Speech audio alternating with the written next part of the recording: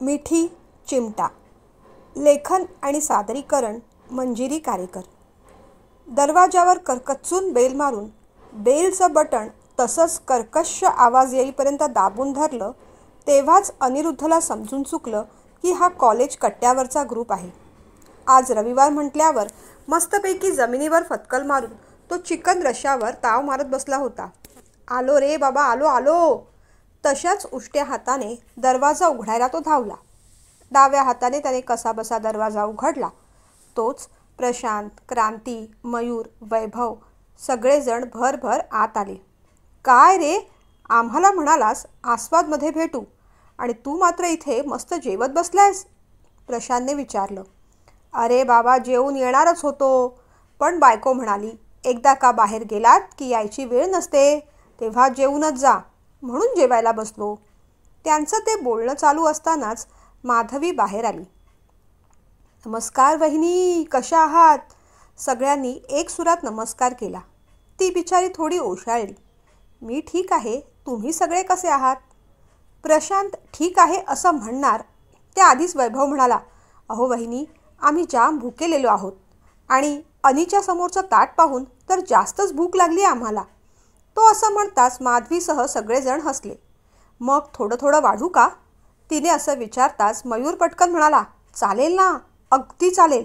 हे बघा, मी पटकन हात धुवून सुद्धा आलो. सगळ्यांनी पटापटा बेसिनमध्ये हात धुतले आणि अनिरुद्धाच्या समोरच फटकल मारली. माधवीने होतं नव्हतं तेवढं सगळं जेवण बाहेर आणलं. तुम्ही सगळे येणार आहात हे आधीच कळलं असतं तर जरा जास्तच बनवलं असतं जेवण, पण आता आहे त्यात समाधान मानून घ्या. अहो वहिनी, तुम्ही काही काळजी करू नका. या एवढ्या जेवणात आमचं समाधान निश्चितच होईल. फक्त संध्याकाळीसाठी तुम्हाला काही उरणार नाही. प्रसाद म्हणाला, संध्याकाळची काळजी नको भाऊजी, मी दुसरं काहीतरी करेन. माधवी असं म्हणतात सगळ्यांनी मग पटापट ताटं समोर घेतली, भात वाढून घेतला. चिकनच्या रश्श्याबरोबर चांगलाच भात ओरपला. आहा, काय मस्त रस्सा बनवलाय वहिनी. सगळ्यांनी दिलखुलास तारीफ केली. खरंच ग माधवी, खूप छान जेवण झालंय. क्रांती म्हणाली. क्रांतीने सरळ तिच्याशी मैत्रीच करून टाकली होती. तशी आधीची ओळख होतीच. एक दोनदा क्रांती घरी येऊन गेली होती. अनिरुद्ध आणि माधवीसुद्धा तिच्या वास्तुशांतीसाठी तिच्या घरी गेले होते. जेवता जेवता प्रसादने विषय काढला. अरे माहिती आहे ना, संध्याकाळी ओशियानिक रेस्टॉरंटमध्ये बनसुरी भेटायला येणार आहे ते. बनसुरी हे नाव ऐकताच अनिरुद्धला एकदम ठसकाच लागला. त्याच्या पाठीवर आपला हात चोळत वैभव म्हणाला, वर बघ बाबा, वर बघ. काय रे, एकदम ठसकलास कसा? वैभव असं म्हणाला खरा, पण त्यावर सगळेजण गालातल्या गालात हसायला लागले. अगदी शंका येण्यासारखे. क्रांती सोडून. माधवी पटकन म्हणाली, बनसुरी, काय सुंदर नाव आहे. आपल्यामध्ये हे नाव मी कधी ऐकलंच नाही. मराठी नाव नाही वाटत हे. ती मराठी नाहीच आहे, साऊथ इंडियन आहे. म्हणजे तिचे बाबा साऊथ इंडियन आणि आई मराठी. लग्न होऊन ती मात्र आता महाराष्ट्रीयनच झालेली आहे. क्रांतीने सगळी हिस्ट्री सांगून टाकली. शेवटी काय बाबा, तिच्या नशिबात मराठी मुलगाच होता. हे बोलता बोलता मयूरने तिरप्या नजरेने अनिरुद्धकडे पाहिलं. अनिरुद्धचा चेहरा गोरामोरा झाला होता. बायकांची नजर आधीच तीक्ष्ण असते आणि या सगळ्या गोष्टी तर त्यांच्या नजरेतून अजिबात सुटत नाहीत. त्यातूनही नवऱ्याच्या चेहऱ्यावरचे हावभाव, उडालेला रंग, बोलण्यात आलेले चढ उतार, या सगळ्याचा नेमका अर्थ काय हे त्यांच्या बायका एखाद्या सायकोलॉजिस्टपेक्षा सुद्धा उत्तमरित्या ओळखू शकतात. ओशियानिक रेस्टॉरंट म्हणजे ब्रिजच्या पलीकडचं ना. खूप छान आहे ते. आतमध्ये कधी गेले नाही मी, बाहेरूनच पाहिलं. हिंमतच झाली नाही आतमध्ये जायची. चांगलंच कॉस्टली असणार ते. माधवी पटकन बोलून गेली.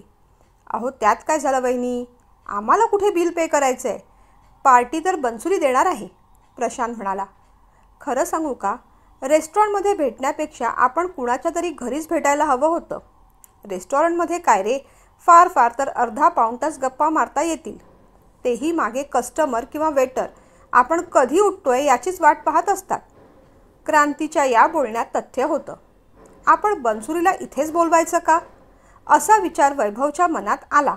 कारण त्यातल्या त्यात सगळ्यांना भेटण्याची योग्य जागा म्हणजे अनिरुद्धचं घर होतं. तिला इथेच बोलवता आलं असतं, पण वहिनींसमोर उगीच अनिरुद्धची ऑकवर्ड पोझिशन व्हायला नको असा विचार करून मग वैभवने तो विचार मनातच दाबून टाकला. आणि आत्ताशी फक्त 3 वाजले आहे. बनसुरी यायला अजून 1.5-2 तासाचा अवकाश तर सहजच आहे. तोपर्यंत इथे असं ताटकळत राहणं सुद्धा बरं नाही. बरं, मग आता इथून आपण किती वाजता निघूया? वैभवने विचारलं.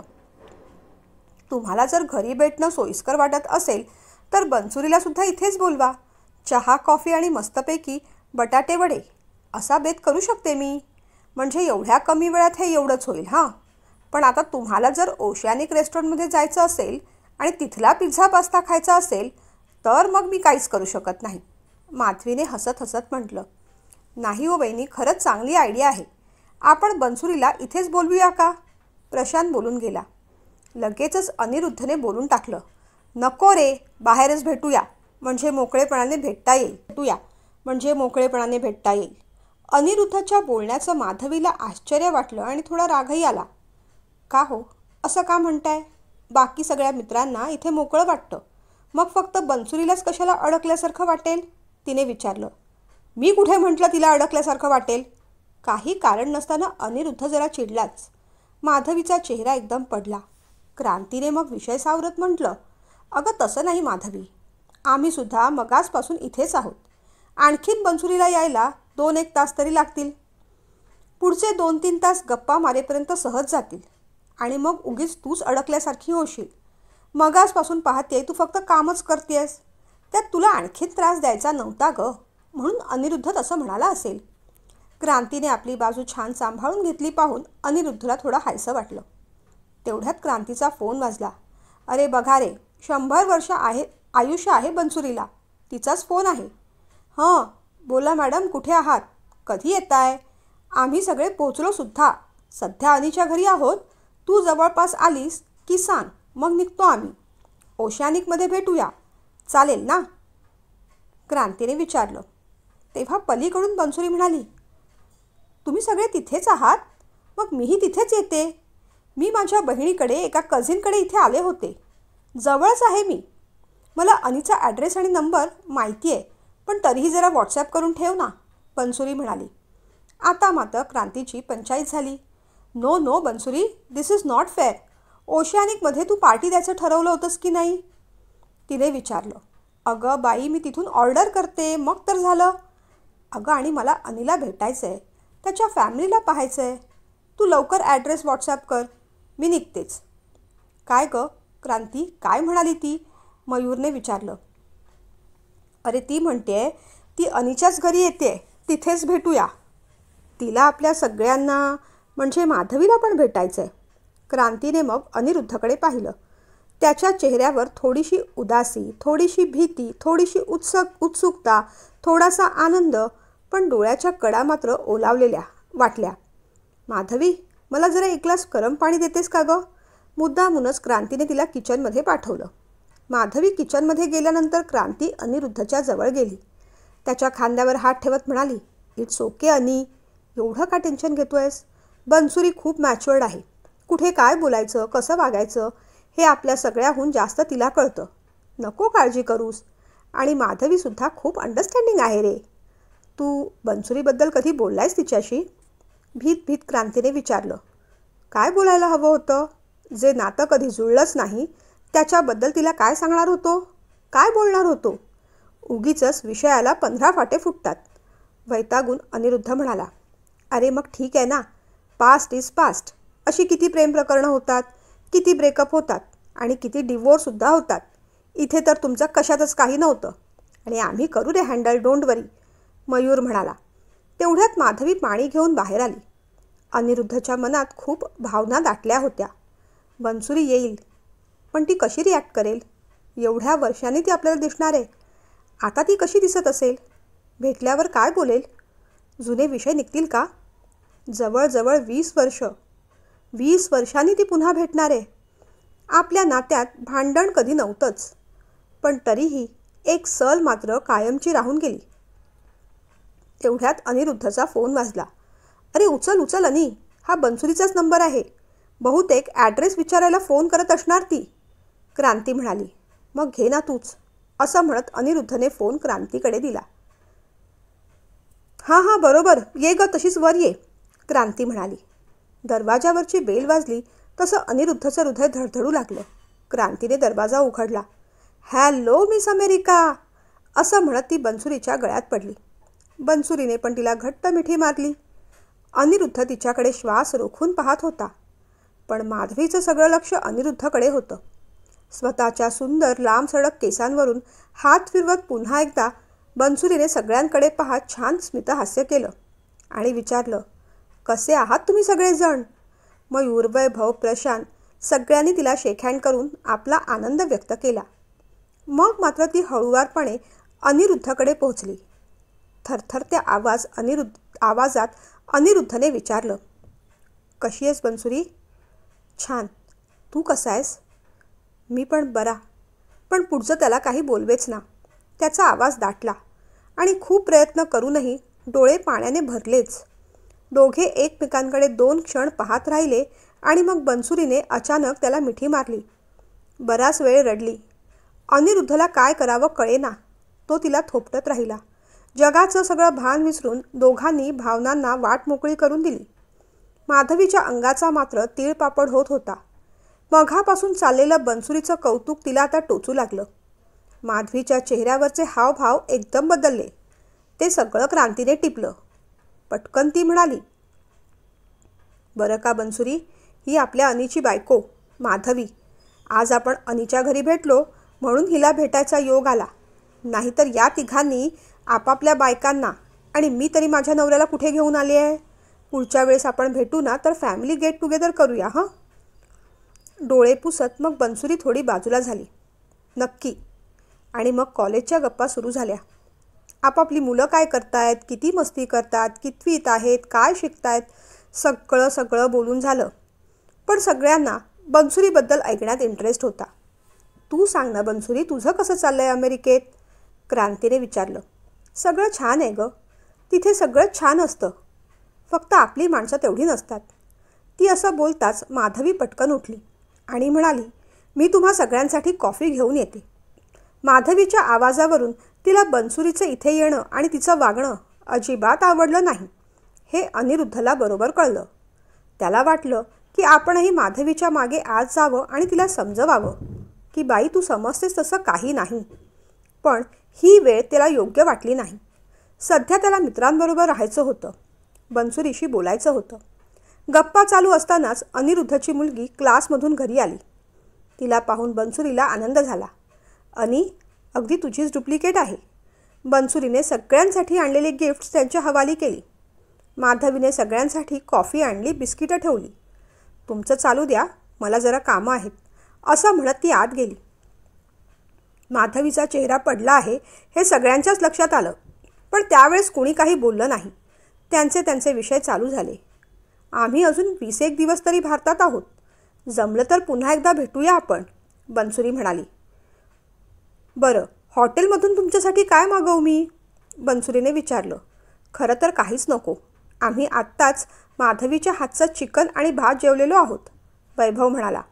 अरे वा, मग मी मिस केलं तर, बनसुरी असं म्हणतात सगळेजण छान हसले. मध्ये एकदा आपण नक्की भेटूया, तेव्हा मस्तपैकी पार्टी करू, बनसुरी म्हणाली. मग थोड्या आणखीन गप्पा झाल्या. संध्याकाळ होत आली. चला आता निघूया का, असं म्हणत एकेकाने निरोप घेतला. बनसुरी, तू कशी जाणार आहेस? मी तुला ड्रॉप करू का, वैभवने विचारलं. नाही नको, माझी एक कझिन इथे राहते ना, ती येणार आहे. माझ्या मावशीची मुलगी रे. तिच्याबरोबर मला शॉपिंगला जायचं आहे. अजून 10-15 मिनिटांनी ती येईलच खाली. तोपर्यंत मी 5-10 मिनिटं थांबते इथेच आणि मग निघेन. सगळ्यांनी निरोप घेतला. सगळे गेले तरी बनसुरी मागे थांबली होती. ते माधवीला अजिबात आवडलं नाही. पण आता नाईलाजाने तिला बाहेर येऊन बसावं लागलं होतं. बनसुरीने माधवीला एक गोड स्माईल दिली. मग अनिरुद्धशी बोलायला सुरुवात केली. अनी, तू अजूनही गातोस? नाही ग, आता रियाज करायला वेळच मिळत नाही. तू गातेस? त्याने कौतुकाने विचारलं. हो, गंमत सांगू का, तिथे मी क्लासिकल सिंगिंगचे क्लासेससुद्धा घेते. आणि भारतातील अनेक मुलं तिथे येतात.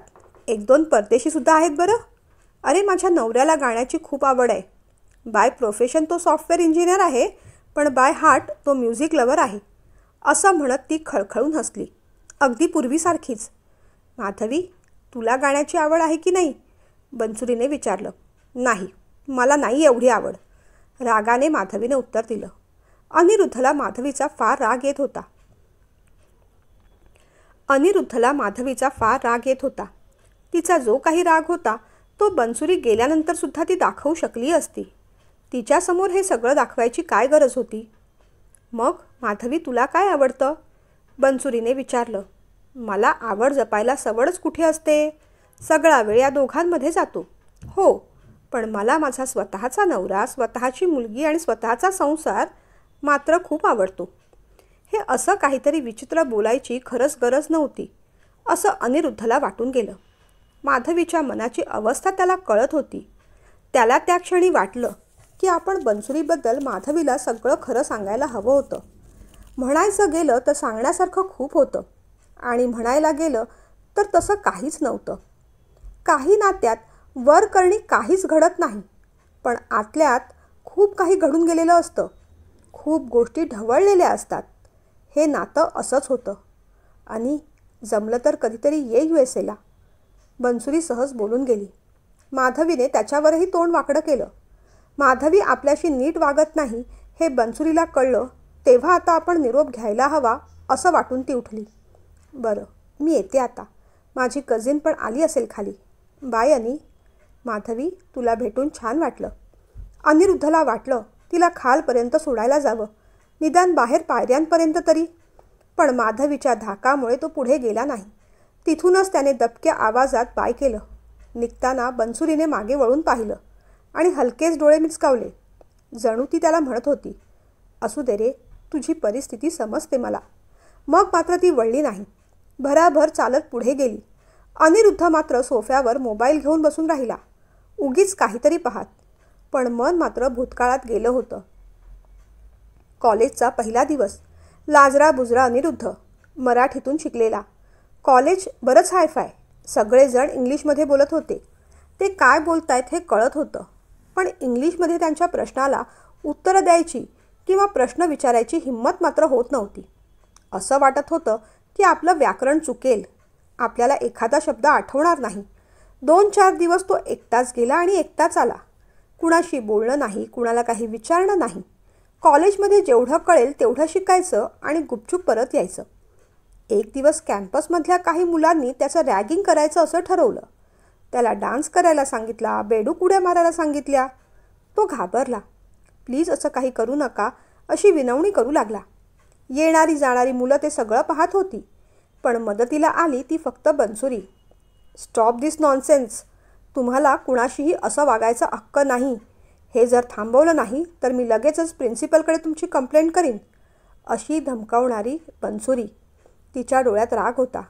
ती मुलं काही बोलणार, काही करणार त्याआधीच अनिरुद्धचा हात पकडून त्याला आपल्याबरोबर ती खेचत वर्गात घेऊन गेली आणि त्यानंतर त्याच्या प्रोटेक्शनसाठी जाता येता त्याच्या बरोबरीने चालू लागली. डोंट वरी असं म्हणून त्याला दिलासा देऊ लागली. सुरुवातीला दोघांचं संभाषण इंग्रजी हिंदीमध्ये झालं आणि मग तू मराठी आहे हे कळल्यावर ती सुद्धा अस्खलितपणे मराठी बोलू लागली. तुला मराठी येतं? त्याने विचारलं. अरे, मी मुंबईतच राहते, मग काय येणार नाही मला मराठी.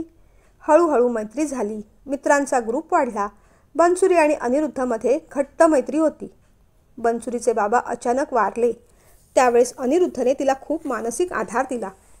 आईने छोटी मोठी नोकरी धरली होती तिच्या, पण घरात खूप आर्थिक अडचणी सुरू झाल्या. पुढच्या टर्मची कॉलेजची फीसुद्धा ती देऊ शकत नव्हती. अनिरुद्धने तिच्याही नकळत स्वतःच्या पॉकेट मनीमधून तिची फी भरून टाकली. अगदी कुणालाही खबर लागली नाही. अशा 1 ना 2 अनेक प्रसंगात ते एकमेकांबरोबर राहिले. एकमेकांना मदत करत राहिले, भावनिकरित्या, आर्थिकरित्या, मानसिकरित्या. शिक्षण पूर्ण झालं तेव्हा बनसुरीला पटकन नोकरी लागली. अनिरुद्धला मात्र नोकरी मिळत नव्हती. पण इथे तिथे खटपट करून बनसुरीनेच मग त्याला पहिला जॉब लावून दिला. सगळ्यांचं कॉलेज पूर्ण झालं. सगळे चांगल्या नोकरीला लागले. अनिरुद्ध आणि बनसुरी यांची मैत्री कॉलेजनंतरसुद्धा तशीच घट्ट राहिली. आवर्जून दोघं एकमेकांना फोन करत राहिले, मध्ये मध्ये भेटत राहिले. कदाचित तेव्हा आपण दोघंही प्रेमात पडलो आहोत अशी त्यांना जाणीव झाली असावी. आणि मग बनसुरीने एक दिवस विषय काढला. "आणि आपलं शिक्षण झालं, आपण नोकरीला लागलो. फार नाही, पण आपण बऱ्यापैकी सेटल आहोत. मला जे तुझ्याबद्दल वाटतं तेच तुला माझ्याबद्दल वाटतं का रे?" त्यावर अनिरुद्ध काही बोलला नाही. मग त्याच्या खांद्यावर हात ठेवत ती म्हणाली, "बरं, तुझा नकार कळला मला. नो प्रॉब्लेम, काहीच हरकत नाही. पण आपली मैत्री कायम अशीच राहील." ती उठली आणि चालू लागली. बनसुरी आपल्यापासून दूर जाते की काय असं वाटून त्या क्षणी अनिरुद्ध धावत पळत तिच्याकडे आला आणि म्हणाला, "हो बनसुरी, मलाही अगदी तसंच वाटतंय. मी तुझ्यावर प्रेम करायला लागलो आहे. पण हे सगळं सांगायला मला भीती वाटत होती. कारण आपल्या या प्रेमाचा पुढचा टप्पा काय आहे मला खरंच नाही गं माहीत. माझ्या घरचे स्ट्रिक्ट आहेत. आपल्या दोघांमध्ये सगळ्या गोष्टींमध्येच बरंच अंतर आहे. लग्नाला ते तयार होतील असं वाटत नाही." त्याने स्पष्ट सांगून टाकलं. "प्रयत्न करून पाहू, त्यात काय हरकत आहे?" तिने सुचवलं. त्या रात्री कदाचित दोघांनाही झोप आली नाही. अनिरुद्धला सारखा बनसुरीचा चेहरा आठवत होता. कोणतीही अपेक्षा न ठेवता प्रत्येक वेळेस त्याच्या मदतीला धावून येणारी बनसुरी. त्याला पत्नी म्हणून हवी होती, लाईफ पार्टनर म्हणून हवी होती. आणि बनसुरीलासुद्धा एक प्रेमळ, काळजी घेणारा, हळूवार मित्र पतीच्या रूपात हवा होता. आहे त्या परिस्थितीत दोघांनी छान संसार केला असता. दोघेही सुखी राहिले असते, घरच्यांना सुखी केलं असतं. पण तसं व्हायचं नव्हतं. आपल्याकडे प्रेम, समजूतदारपणा, एकमेकांचा स्वभाव या गोष्टींपेक्षा नोकरी, जात, भाषा, प्रांत, क्लास या गोष्टी जास्त महत्त्वाच्या असतात. लग्न हा निश्चितच संस्कार असतो. म्हणूनच 7 जन्म एकत्र राहण्याची वचनं घेतली जातात. पण त्या वचनांचा, शपथेचा पाया केवळ प्रेम हा नसतो. त्यात घराण्याची प्रतिष्ठा, घरातल्यांची पसंती हे सुद्धा मुद्दे महत्त्वाचे असतात. आणि म्हणूनच अनिरुद्धने विश्वासात घेऊन जेव्हा आईबाबांना ही गोष्ट सांगितली तेव्हा त्यांनी बनसुरीला परस्पर फोन करून नकार कळवून टाकला. पुन्हा कधीही अनिरुद्धला भेटू नकोस अशी ताकीद दिली. तरीही तिने एकदा अनिरुद्धला भेटायचा प्रयत्न केला. पण अनिरुद्ध आईबाबांच्या विरोधात जाणारा नव्हता. आईबाबांच्या मनाच्या विरुद्ध लग्न केलं तर त्या लग्नाने कोणीच सुखी होऊ शकणार नाही. ते बनसुरीला कधीच ॲक्सेप्ट करणार नाहीत आणि त्याचा तिला आयुष्यभर त्रास सहन करावा लागेल. शिवाय त्यांच्या मनाविरुद्ध लग्न केलं तर ते दुःखी होतील आणि त्याची टोचणी आपल्याला आयुष्यभर लागेल. अशा परिस्थितीत सगळ्यांच्या हिताचा विचार करता पुढे न गेलेलंच बरं. घरच्यांच्या विरुद्ध जाऊन तो लग्न करू शकलाही असता, पण त्याने नाती मात्र कायमची दुरावली असती. कुटुंब खराब झालं असतं, मनशांती बिघडली असती. तो एकटाच कुढत राहिला, रडत राहिला आणि मग शेवटी त्याने बनसुरीला भेटून एकदाचा नकार कळवून टाकला. फार काही बोलायला तो थांबला नाही. 2 ओळीत त्याने सगळं संपवलं. "मी घरी बोलून पाहिलं, पण घरचे तयार नाहीत आणि मी घरच्यांच्या विरोधात जाऊन लग्न करू शकणार नाही. माझ्यात तेवढी हिंमत नाही. मला खरंच माफ कर बनसुरी." असं म्हणून त्याने इतकं गोड, छान जुळवलेलं नातं तोडून टाकलं. बोलताना त्याचा आवाज दाटला होता. त्याला पुढचं काही बोलता येईना. त्याचा हात हातात घेत बनसुरी म्हणाली, "आणि तू माझ्यावर किती प्रेम करतोस हे मला माहिती आहे. पण तू तुझ्या आईबाबांवर सुद्धा तेवढंच प्रेम करतोस हे ऐकून जास्त आनंद झाला. घरच्यांशी नातं तोडून प्रेम निभवायला हिंमत लागते, पण घरच्यांसाठी आपल्या प्रेमाचा बळी द्यायला त्याहून जास्त हिंमत लागते. आणि तू माझी कशाला माफी मागतोस? त्याची गरज नाही. तू मला कधीही फसवलं नाहीस. सगळ्या गोष्टींची कल्पना तू आधीच दिली होतीस. खरं सांगू का, या गोष्टीसुद्धा घडू शकतील यासाठी मी माझ्याही मनाची तयारी केली होती. अरे, असं घडू नये असं खूप वाटतंय, पण तरीही मी आज हे सत्य स्वीकारते. आपलं नातं तुटलं नाही, कारण जिथे खरं प्रेम असतं तिथे कधीच ब्रेकअप नसतो. प्रेम ही सर्वोत्कृष्ट भावना आहे आणि कोणतीच भावना कधीच तुटली जात नाही. ती तोडता येत नाही. प्रेम तुटलं असं वाटतं तेव्हा ते प्रेम तुटत नसतं. तुटत असतं ते नातं. त्यामुळे या नात्यातून मी अगदी मोकळ्या मनाने तुला मोकळं करते. तू जिथे राहशील, ज्या व्यक्तीबरोबर राहशील तिथे सुखात राहा, आनंदात राहा."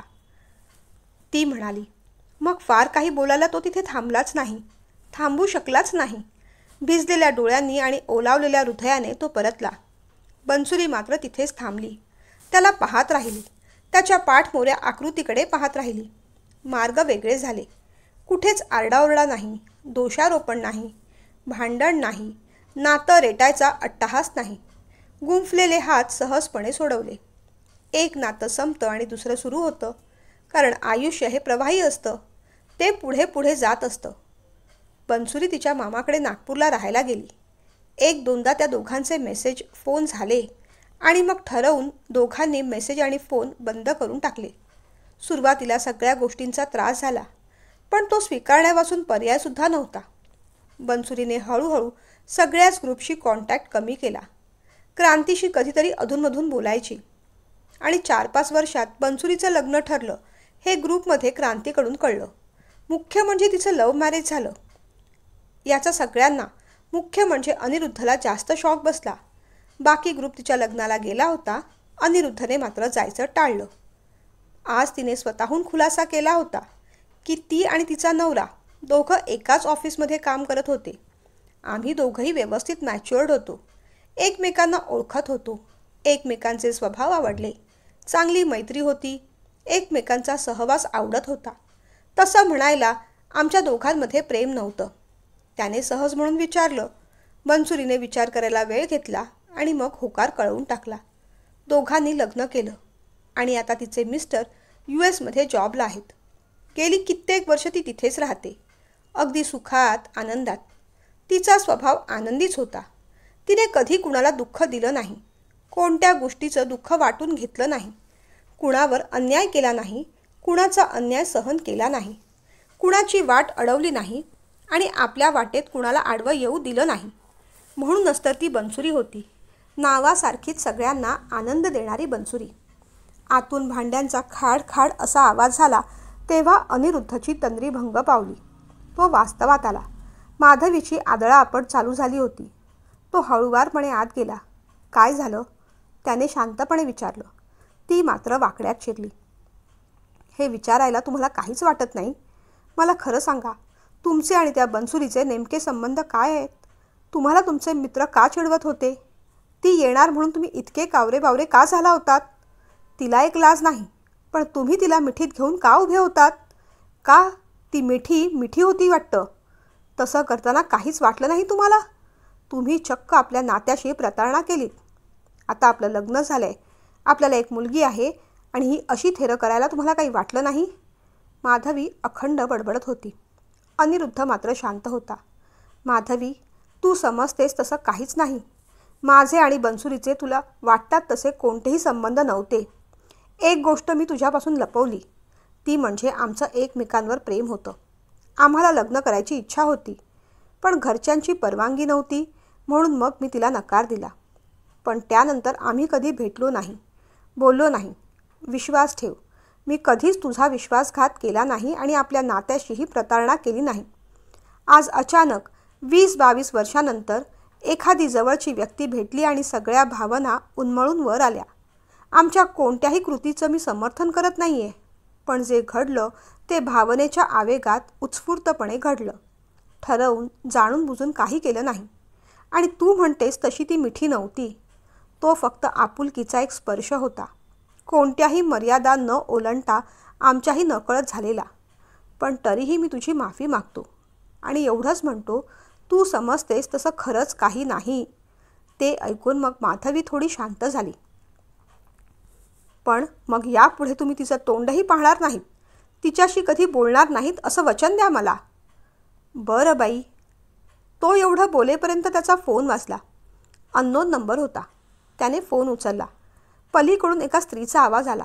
हॅलो, आपण अनिरुद्ध बोलताय का? हो, मी अनिरुद्ध. आपण कोण? मी शैलजा. नाही, आपण मला ओळखत नाही आणि मीही आपल्याला ओळखत नाही. पण तरीही मला आपली मदत घ्यावी लागते. काय झालं आहे? हा नंबर मला माझ्या बहिणीच्या म्हणजे बनसुरीच्या फोनवरून मिळाला आहे. शेवटचा कॉल तिने तुम्हालाच केला होता असं दिसतोय, म्हणून तुम्हाला नंबर फिरवला. आपण इथे जवळच राहता का? तिने विचारलं. हो, पण नेमकं काय झालं आहे आणि तुम्ही एवढी सगळी चौकशी का करता आहात? वैतागत अनिरुद्धने विचारलं. अहो, बनसुरीचा अपघात झाला आहे. एक तरुण मुलगा रॅश ड्रायव्हिंग करत होता. त्याने ठोकलंय तिला. तिला ॲडमिट करण्यासाठी मला तुमची मदत हवी आहे. तुम्ही लगेचच खाली येता का? पलीकडच्या बाजूला पोलीस स्टेशन आहे ना, तिथेच या. ते ऐकताच अनिरुद्धचे हातपाय थरथरू लागले. काय? बनसुरीचा ॲक्सिडेंट? धावत पळत तो खाली गेला. शैलज याने सांगितलेल्या ठिकाणी पोहोचला. बनसुरी अजूनही रक्ताच्या थारोळ्यात होती. कुणीही हात लावायला तयार नव्हतं. पोलिसांना फोन करून बोलवलं होतं, पण ते यायला अजून अवकाश होता. मग कसलीही पर्वा न करता त्याने तिला उचललं. जबरदस्तीनेच एक टॅक्सी थांबवली आणि शैलजाबरोबर तिला घेऊन तो जवळच्या हॉस्पिटलमध्ये गेला. तोपर्यंत पोलीसही आले होते. त्याने सगळी केस समजावून सांगितली. साहेब, तुम्ही यायची वाट पाहत राहिलो असतो तर कदाचित केस क्रिटिकल झाली असती, म्हणून मग आधी ॲडमिट केलं. इन्स्पेक्टर साहेब तसे समजूतदार होते, त्यामुळे तुम्ही योग्य केलं असं म्हणाले. पण त्यांनी सगळ्यांची चौकशी मात्र कसून केली. CCTVवरून आपल्याला सगळं फुटेज मिळेलच, पण तोपर्यंत काही माहिती लागली तर मग आम्ही तुम्हाला सारखा कॉन्टॅक्ट करू असं म्हणून ते निघून गेले. डॉक्टर बनसुरीवर इलाज करत होते. सुदैवाने काही सिरियस नव्हतं. थोडीशी कट लागून ती पलीकडच्या बाजूला पडली होती म्हणून नशीब, पण डोक्यावर लागल्यामुळे चक्कर मात्र आली होती. रक्तही गेलं होतं. थँक्यू मिस्टर अनिरुद्ध, तुम्ही अगदी वेळेवर आलात. मुख्य म्हणजे देवासारखे धावून आलात. नाहीतर मी एकटीने काय काय केलं असतं. तसे बनसुरीचे मिस्टरसुद्धा भारतात आले आहेत, पण ते त्यांच्या नातेवाईकांकडे दापोलीला गेले आहेत आणि म्हणूनच बनसुरी माझ्याकडे राहायला आली होती. अर्थात तिच्या मिस्टरांनासुद्धा मी सांगितले. ते लगेचच यायला निघालेत. तुम्हाला मी खूप त्रास दिला, खरंच सॉरी, पण मी तरी काय करणार. नेमके माझे मिस्टरही ऑफिस टूरसाठी बाहेर गेलेत. घरी कुणीच नव्हतं, मग तुम्हालाच त्रास द्यावा लागला. पण आता तुम्ही येऊ शकता हं, शैलजा म्हणाली. अनिरुद्धचं डोकं अजूनही चक्रावलं होतं. हां, नाही म्हणजे निदान शुद्ध येईपर्यंत तरी थांबतो मी. काही औषधं वगैरे लागली तर, असं म्हणून तो खुर्चीवर जाऊन बसला. 1.5-2 तासानंतर तो भानावर आला. आपण निदान माधवीला तरी कळवायला हवं होतं. त्याने चटकन माधवीला फोन केला, पण तिचा फोन लागत नव्हता. त्याने बराच वेळ ट्राय केलं, पण काही केल्या फोन लागत नव्हता. त्याने मेसेज करून पाहिले, पुन्हा फोन ट्राय करून पाहिला. त्याचं टेन्शन आता वाढत होतं. एकीकडे बनसुरीची अशी परिस्थिती आणि दुसरीकडे माधवीचा राग, गैरसमज. एक क्षण त्याला वाटलं घरी जावं, माधवीला समजवावं, पण त्यानंतर पुन्हा इथे येणं शक्य नव्हतं आणि बनसुरीला अशा परिस्थितीत सोडून जाणंसुद्धा त्याला योग्य वाटत नव्हतं. कधी माणूस नात्याच्या, भावनांच्या परिस्थितीच्या कचाट्यात विचित्र पद्धतीने अडकतो. खरं तर चूक कुणाचीच नसते, पण तरीही सगळे चुकीचे ठरतात. शैलजाकडे जाऊन तो म्हणाला, माझ्या मिसेसचा फोन लागत नाही आहे आणि मी अचानक इथे आलो, त्यामुळे तिला याची काही कल्पनासुद्धा नाही. जर मी निघालो तर चालेल का? पण काहीही वाटलं तर मला जरूर कळवा. शैलजाने पुन्हा एकदा त्याचे आभार मानले. तो तडक घरी निघाला. घराला लॉक होतं. बाहेर एक चिठ्ठी लावली होती. चावी शेजारी ठेवली आहे.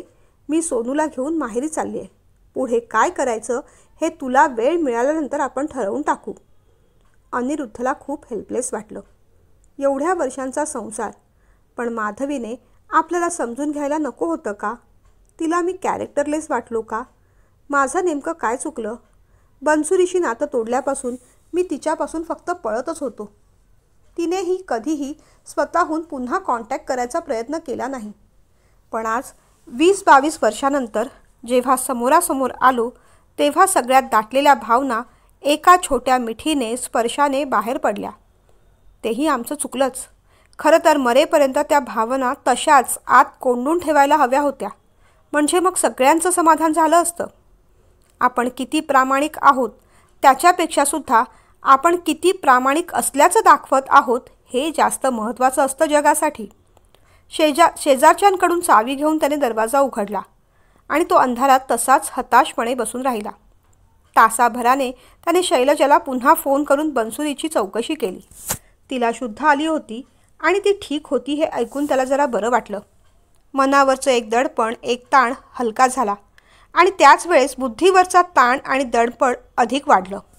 माधवीने जो गैरसमज करून घेतला होता आणि ती माहेरी निघून गेली होती, आता तिथे जाऊन तिने नेमकं काय सांगितलं असणार, तिच्या घरातले आपल्याबद्दल काय विचार करतील आणि पुढे ती आता काय निर्णय घेईल या सगळ्याचं टेन्शन लागून राहिलं होतं. रात्रीच्या रात्रीच तिथे निघून जावं का असाही विचार त्याच्या मनात आला. पण आता खूपच गरमागरमी झालेली आहे, तेव्हा उद्या तिथे जाऊन थंडपणे या विषयावर सविस्तर बोलावं असं त्याने ठरवलं.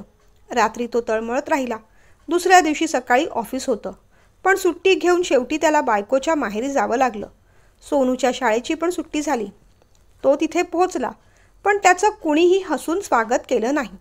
माधवीचे आई बाबा काहीही समजून न घेता फुरंगटून बसले होते. तिची बहीणसुद्धा आली होती. आई काहीच न बोलता आत निघून गेली. बाबांनी त्याचे खांदे थोपटले. काय ते बोलून निस्तारून टाका एकदा, असं म्हणून तेही आत गेले. पण बहिणीने मात्र खूप सुनावलं. तुमचं आधीच कुठेतरी अफेअर होतं, तर मग माझ्या बहिणीला का फसवलं? कालपासून रडून रडून हैराण झाली आहे ती. रात्री आम्हाला वाटलेलं डॉक्टर बोलवावा लागतोय की काय, आणि हे सगळं करताना तुम्हाला काहीच वाटलं नाही हो? निदान स्वतःच्या मुलीच्या मनाचा तरी विचार करायचात ना. अहो, मुलांच्या मनावर परिणाम होतात अशा वागण्याने. तुमच्या मनात नेमकं आहे तरी काय? ती एवढं सांगत असताना सुद्धा तुम्ही त्या मुलीच्या मागे गेलातच ना. तुम्हाला संसार करायचा नाही का? तसं असेल तर स्पष्ट सांगा, मग आम्ही सुद्धा कायद्याच्या मार्गाने जायला मोकळे. तिची बहीण अद्वा तद्वा बोलत होती. मग मात्र अनिरुद्धचा राग अनावर झाला. ताई, तुम्ही काय बोलत चाललाय? उगीच राईचा पर्वत करू नका. मुळात तुम्हाला आमच्या नात्याबद्दल काय माहिती आहे? मुख्य म्हणजे नवरा आणि बायकोच्या भांडण्यात तिसऱ्याने पडू नये ही साधी गोष्टसुद्धा तुम्हाला कोणी सांगितली नाही का? तुम्ही प्लीज आमच्यामध्ये पडू नका. आम्ही आमचं निस्तरून घेऊ. ते ऐकताच बहिणीचा तिळपापड झाला. चोरी तर चोरी, वरून शिरजोरी, पण इतक्या सहजपणे तुम्हाला सोडणार नाही आम्ही. मधू, बोलून घे यांच्याशी, पण फार लाडीगोडी लावत बसू नकोस. काही लोकांना फक्त कायद्याचीच भाषा समजते, असं म्हणत बहीण तिथून निघून गेली. अनिरुद्ध माधवीजवळ जाऊन बसला. हे बघ माधवी, तू ऐकणार असशील तरच मी सांगतो, नाहीतर हा मी चाललो. माधवीने पटकन तोंड फिरवलं. तसा तोही मग वैतागला आणि जाऊ लागला. मागून तीच म्हणाली, जा जा जा, ती तुमची वाट पाहत असेल ना. आपल्या रागावर कंट्रोल करत अनिरुद्ध म्हणाला, माधवी, काल काय घडलं ते तुला माहिती आहे का? बनसुरीचा अपघात झाला. इथे जवळपास त्यांचे कोणीही नातेवाईक नाहीत. तिच्या कझिनने मला फोन केला म्हणून मला जावं लागलं. माझ्या जागी जर तू असतीस तर तू काय केलं असतंस? त्याने विचारलं. मी तुम्हाला सोडून अशी कुणाच्याही मागे सैरावैरा धावत सुटली नसती, की कुणालाही अशी घट्ट मिठी मारली नसती. माधवीचा राग रास्त होता. माधवी, ती मिठी तुला भारीच लागलेली दिसतेय. लागायलाच हवी. चुकलं माझं. त्या क्षणी मी पटकन स्वतःला सांभाळायला हवं होतं. परिस्थिती सावरायला हवी होती. पण मला माझ्या भावनांवर नियंत्रण ठेवता आलं नाही, आणि काहीही मनात नसताना माझ्या हातून छोटीशी का होईना चुकीची गोष्ट घडली खरी. खरंच माझं चुकलं. पण प्लीज आता राग सोडून दे. हे बघ, आमच्यात तसं काहीही नाही. माणुसकीच्या नात्याने, मैत्रीच्या नात्याने अपघात झाल्यानंतर तिला मदत करायला हवी होती की नाही ते तूच सांग. आणि आता तसंही पुन्हा जायची गरज लागणार नाही. तिचे मिस्टर पोहोचले असतील एव्हाना. मी पुन्हा काही जाणार नाही. पण प्लीज तू अशी रागावू नकोस ना. तो विनवण्या करत राहिला. पुन्हा असं होणार नाही अशी सारखी ग्वाही देत राहिला. तेव्हा मग कुठे माधवीचा विश्वास बसला. बरं, आता निघूया का आपण आपल्या घरी? उद्या माझं ऑफिस आहे, सोनूची शाळा आहे. माधवीने मग आईबाबांना समजावलं. कदाचित त्यांच्या मनावरचा ताणही हलका झाला असेल. निरोप द्यायला बहीण मात्र बाहेर आली नाही. तिघेही आपल्या घरी परत आले. पुन्हा असं काही होणार नाही अशी खात्री पटल्यामुळे माधवीसुद्धा खुश होती. आणि असं पुन्हा काही होऊ नये याची अनिरुद्धसुद्धा काळजी घेत होता. म्हणून त्याने लगेचच बनसुरीचा नंबर ब्लॉक करून टाकला. घडलेल्या घटनेची पुनरावृत्ती व्हायला नको, आणि त्या सगळ्याचा त्रास आता कुणाला कधीच व्हायला नको अशी त्याची मनापासून इच्छा होती. बनसुरीचा अपघात झालाय ही गोष्ट तो मित्रांपैकी कुणालाही बोलला नाही. बनसुरीने सुद्धा कुणाला काही कळवलं नाही. मध्ये कधीतरी त्याला तिची आठवण यायची. ती नक्की बरी असेल ना असा विचारही यायचा, पण तो विचार तो मनातल्या मनात दाबून टाकायचा. बनसुरी एव्हाना US निघून गेली असेल. माधवीच्या मनात संशयाचं बीज पेरलं गेलं नसतं तर निदान तिच्या बहिणीला तिच्या तब्येतीची चौकशी करता आली असती. असं अनिरुद्धला वाटून गेलं. असू देत, ती जिथे कुठे असेल तिथे सुखरूप आणि आनंदी राहावी अशी मनोमन त्याने प्रार्थना केली. काही भावना, काही नाती दाखवता येत नाहीत, पण त्या नात्यांसाठी आणि त्या माणसांसाठी फक्त सद्भावनाच निघतात. अशाच एका रविवारी माधवी आणि अनिरुद्धचा शॉपिंगला जायचा प्लॅन ठरला. ते बाहेर निघणार तोच दरवाजावरची बेल वाजली. अनिरुद्धने दरवाजा उघडला. समोर तर बनसुरी होती. काय बोलावं त्याला कळेच ना. त्याला सगळ्या गोष्टी आठवल्या. बनसुरीचा ॲक्सिडंट, त्यानंतर त्याची झालेली घालमेल, माधवीचा राग, तिचा गैरसमज आणि डिवोर्सपर्यंत गेलेली गोष्ट. पण आता बनसुरी समोरच येऊन उभी राहिली होती. असं म्हटल्यानंतर काहीच करता येईना. आत नाही बोलवणार? बनसुरीने विचारलं. ये ना, कसं बसं अनिरुद्ध बोलू शकला. त्याला विचारायचं होतं, तू बरी आहेस ना? फार कुठे लागलं नाही ना? पण तो काहीच विचारू शकला नाही, काही बोलू शकला नाही.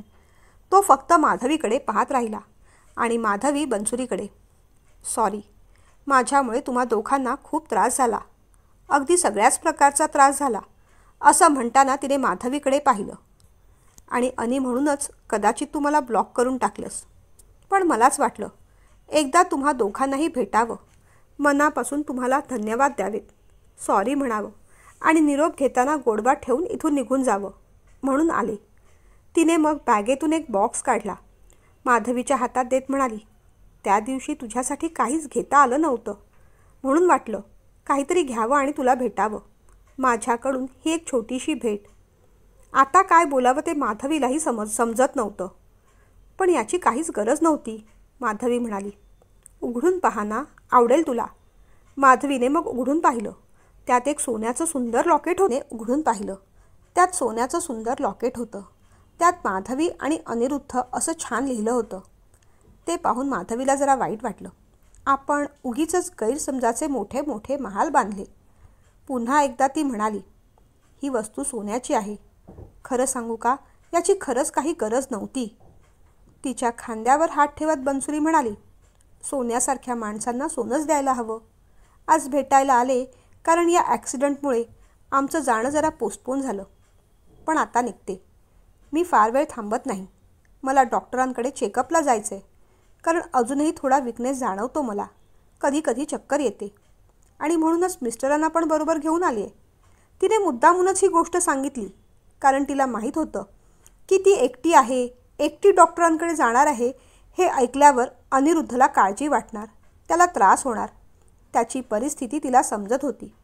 अनिरुद्धला वाटत होतं की तिला सांगावं, अगं मिस्टरांना आत बोलाव ना.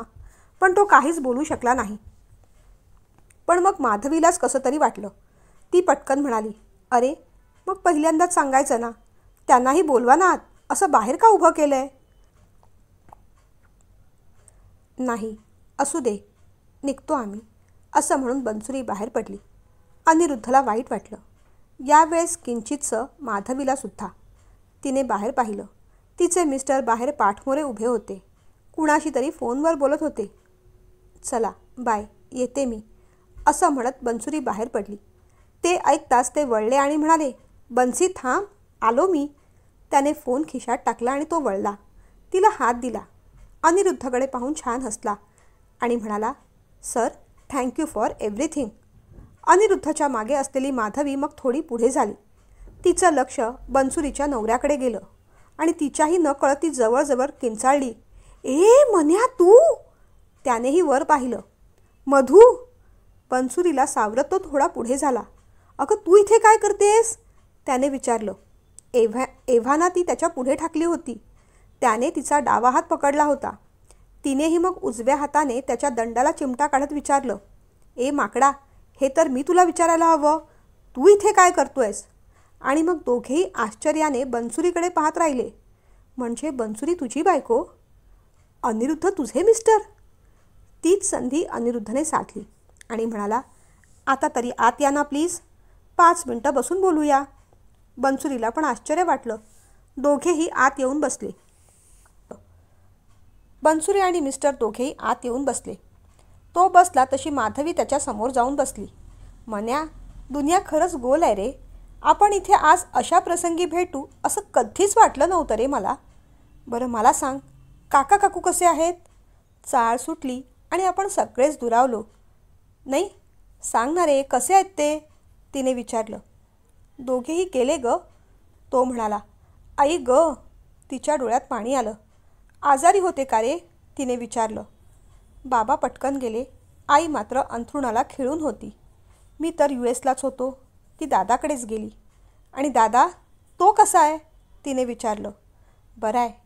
मागे एकदा तुझा विषय निघाला होता तेव्हा म्हणाला होता, या जन्मात कधी मधू भेटली तर भाऊबीजेचे सगळे गिफ्ट तिला एकदमच देऊन टाकीन.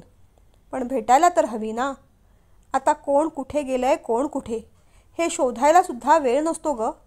पण आज तुला भेटून, म्हणजे तुम्हा दोघांनाही भेटून खूप आनंद झाला. छान वाटलं. तिच्या डोक्यावर हात ठेवत मनीष म्हणाला. तरी सांगू, लॉकेट घेताना माधवी हे नाव वाचलं मी. तेव्हाही तुझी आठवण झाली. पण माधवी नावाच्या किती मुली असतात असा विचार आला आणि वाटलं, ही नक्कीच आपली मधून असणार. आणि आता किती वर्षांनी भेटतोय आपण. मनीष म्हणाला. हो ना रे, खरंच मला इतका आनंद झाला आहे म्हणून सांगू. बघ ना, तू येऊन इतका वेळ झाला पण तुला साधा पाणीसुद्धा विचारलं नाही मी. बरं मला सांग, तुझ्यासाठी काय बनवू? तुला आवडतो तसा शिरा करू का रे, की थालीपीठं करू? नाहीतर थांब, दोन्ही करते हां. ती उठली तेवढ्यात मनीषने तिचा हात पकडला.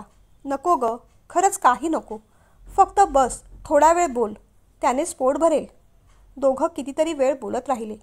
चाळीतल्या जुन्या आठवणी निघाल्या. सगळा शेजार पाजार आठवला. मग काही वेळाने त्यांच्या लक्षात आलं की आपल्याबरोबर बनसुरी आणि अनिरुद्धसुद्धा आहेत. माधवीलाच मग कसं तरी झालं. अहो सॉरी हां, लक्षातच आलं नाही माझ्या.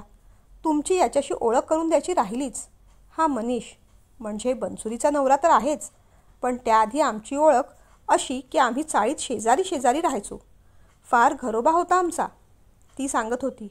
आणि बरं का अनिरुद्ध, तुमची बायको अतिशय भांडखोर होती. अहो माझे बॉल चोरायची, मला खूप त्रास द्यायची, चिमटे पण काढायची. आतासुद्धा तुम्ही पाहिलात ना, कसला भारी चिमटा काढला तो.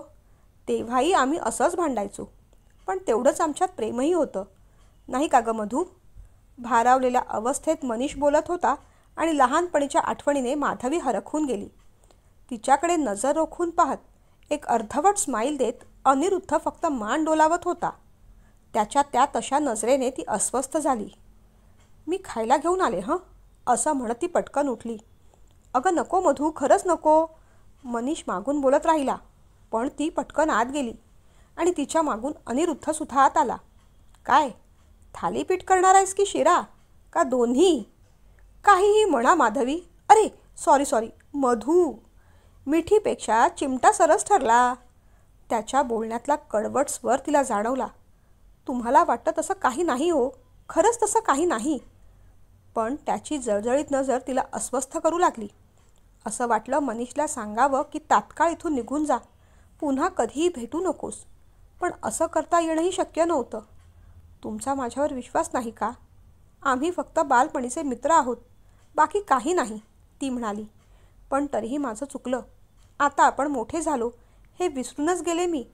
दूध उतू जावं तशा बालपणीच्या आठवणींनी भावना उचंबळून आल्या आणि माझ्याही नकळत मी लहान मधू झाले आणि तो माझा बालमित्र मन्या झाला. पण खरंच सॉरी, माझं चुकलं, पुन्हा असं होणार नाही. आणि ती रडू लागली. मग मात्र तिची फिरकी घेणं अनिरुद्धने थांबवलं. तिची ती अवस्था पाहून तो खो खो हसू लागला. ए वेडाबाई, मला कोणत्याही एक्सप्लेनेशनची गरज नाही. माझ्या बायकोवर पूर्ण विश्वास आहे. मी काय म्हणतोय, तुझ्या बालमित्राला थालीपीठ आणि शिरा आवडतो तो करच, पण माझ्या मैत्रिणीसाठी कॉफीसुद्धा करशील का? वाटल्यास मी मदत करतो. तिचे डोळे पुसत तो म्हणाला. मधू, कधी कधी काही नाती शब्दांच्या आणि भावनांच्या पलीकडे असतात. त्या व्यक्तींबरोबर मोजून मापून नाही वागता येत. कृती जज करण्यापेक्षा त्यामागचा हेतू आणि भावना तपासून पाहायच्या. पण त्याही आधी आपल्या पार्टनरवर संपूर्ण विश्वास ठेवायचा. खरंच अगं, प्रत्येक मिठी आणि प्रत्येक चिमटा वाईट नसतो. कधीकधी आपल्याही नकळत जे घडतं ते समजून घ्यायला हवं. चूक बरोबर याच्या तराजूत त्याला तोलण्यापेक्षा भावनेच्या, प्रेमाच्या, मैत्रीच्या नात्याच्या झोळीत त्याला अलगद ठेवून द्यायला हवं, कोणतंही लेबल न लावता. अनिरुद्धचं बोलणं ऐकून तिच्या मनावरचा ताण अगदी उतरला. त्याला हलकेच चिमटा घेत ती म्हणाली, पण किती घाबरले होते मी. सॉरी बायको, असं म्हणत त्याने तिला घट्ट मिठीत घेतलं. अरे मधू, थालीपीठ आणि शिरा येतोय बाहेर की आम्ही आत येऊ? मनीषच्या आवाजाने ती भानावर आली आणि पटकन म्हणाली, आणते रे मन्या, घाई काय आहे, थांब जरा. आणि असंही तुम्हाला आता जेवूनच जायचं आहे बरं का. आणि पुन्हा एकदा ती आपल्या नवऱ्याच्या मिठीत, एकदा त्याच्या मिठीत ती आणि तिच्या चिमट्यात तो क्षणभर तसेच विसावले.